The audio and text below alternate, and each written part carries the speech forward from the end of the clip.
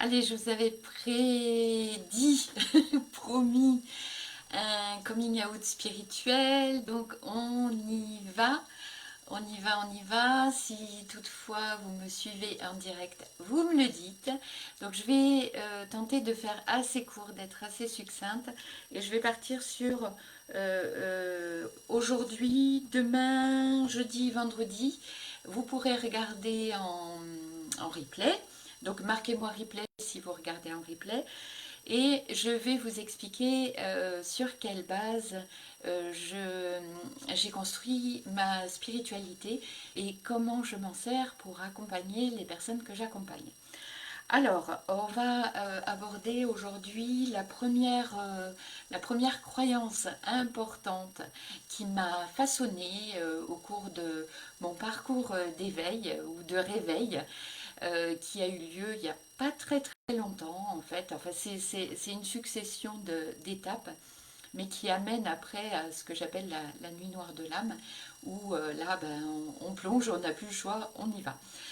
Je vais essayer de ne pas trop m'éparpiller, je vais essayer de ne pas faire trop de E, de A, donc je vais essayer d'aller à l'essentiel et de pas trop laisser mon esprit divaguer.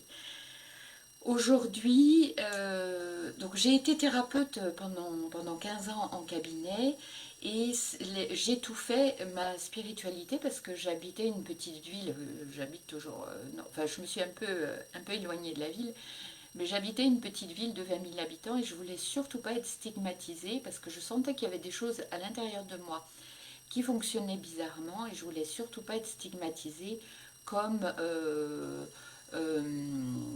magicienne, médium, enfin je voulais pas avoir ce terme-là et je voulais vraiment endosser le rôle de thérapeute. Et c'est une petite ville où une réputation, bah, comme toutes les petites villes de province, une réputation se fait très rapidement et se défait très rapidement. Et j'ai travaillé avec beaucoup de prescripteurs comme médecins, psychiatres, psychologues, enfin tout un tas de prescripteurs sérieux, des travailleurs aussi, comme on dit, de santé, enfin des professions de santé. Donc j'avais une légitimité à asseoir, il ne fallait pas que je raconte n'importe quoi.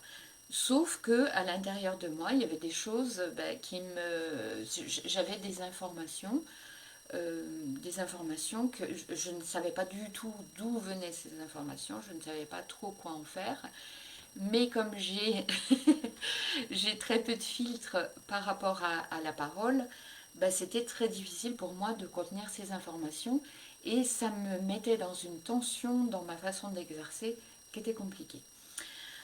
Donc j'ai décidé, alors c'est venu par petites touches, où je me suis progressivement détachée de ce que les autres pouvaient penser, en me disant, parce que ces prescripteurs-là, en fait, me faisaient manger. Je mangeais très bien, puisque j'avais beaucoup de monde. Et donc je gagnais bien ma vie, mais avec cette espèce de tension, cette espèce de contenance par rapport à ce que je devais faire réellement.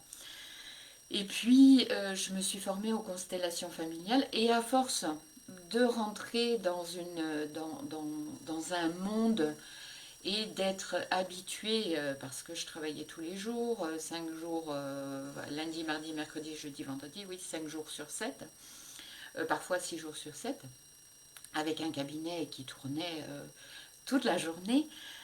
Donc à force d'être dans ce monde-là, c'est devenu petit à petit une habitude et une évidence en fait. Ça faisait partie de mon quotidien d'avoir des infos et puis petit à petit de les donner, mais avec la croyance qu'en fait les personnes qui m'adressaient du monde ne m'adresseraient plus personne puisque j'étais dans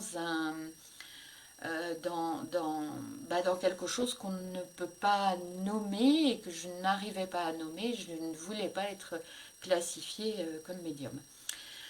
Donc il a fallu que je fasse le premier choix de m'assumer dans cette petite ville de province, de m'assumer et de choisir comment j'allais travailler et comment je voulais être perçue. Donc je ne voulais pas être médium parce que je ne voulais pas que les gens viennent me voir pour avoir des messages parce que ça n'est pas moi qui choisis. Mais je voulais avoir un socle solide, ce que j'ai eu par mes études en psycho et par toutes les formations que j'ai faites par la suite et que je vais continuer à faire. Donc un socle de connaissances solides et tangibles, basiques, auquel j'ai rajouté cette propension à me connecter à un champ d'information que j'ai compris ensuite quand on parle dans les constellations de champs morphogéniques ou morphogénétiques. Morphogéniques, c'est un champ d'information avec une fréquence et moi je suis connectée à cette fréquence. Et du coup, ces informations, je les ai mises au service de la thérapie. Non pas au service de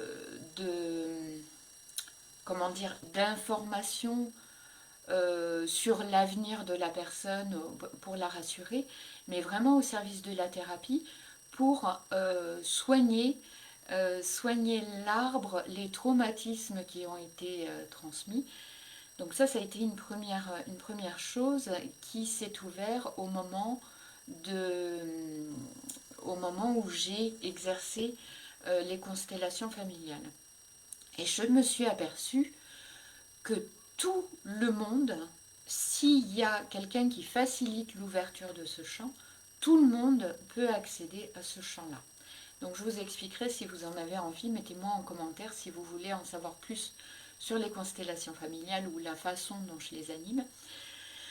Et du coup, ça a assis cette médiumité. Mais alors quand j'entends médiumité, c'est mon corps, mon esprit se connecte à une fréquence en laquelle j'ai toute confiance et qui permet d'avoir des informations sur l'histoire des générations que la personne, dont la personne est issue et l'histoire de cet arbre. Donc, je le dis souvent, j'imagine un grand arbre, mais un véritable arbre, et dans lequel on remet de la vie, on remet chacun à sa place sur les branches, et chacun y retourne. Et du coup, petit à petit, j'ai accepté d'avoir accès à des informations, de connaissances, de sagesse, de spiritualité, qui m'ont amené à beaucoup plus de profondeur. Et une de mes croyances solides, spirituelles, que je partage et sur laquelle j'appuie la thérapie, l'accompagnement, c'est on est NAIT avec toutes les informations en nous. On a engrammé à l'intérieur de nous toutes les mémoires de ce qu'on est venu libérer, guérir. Pas réparer, ça donnerait j'en ai parlé à quelqu'un, réparer, ça donne une responsabilité trop lourde, mais libérer et guérir. Guérir, pour moi, ça fait partie de la liberté. Donc, à l'intérieur de vous vibrent plusieurs tonalités, des tonalités d'espace-temps. Donc, il va y avoir des vibrations concernant le transgénérationnel, donc les générations et les blessures que vous avez à libérer.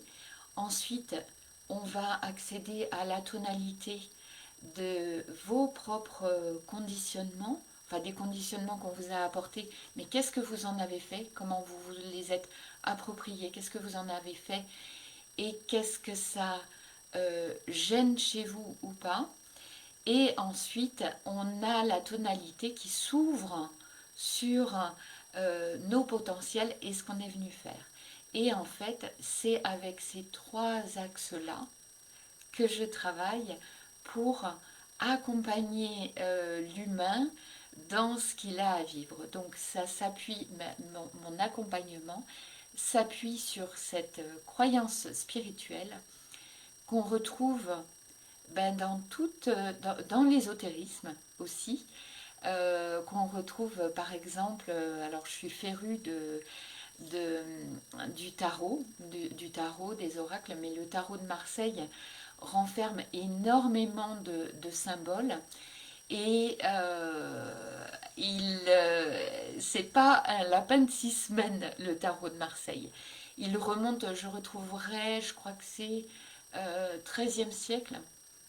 Et à l'intérieur, on retrouve ce concept où on porte tout à l'intérieur de nous, avec les symboles, quand on regarde la carte du battleur.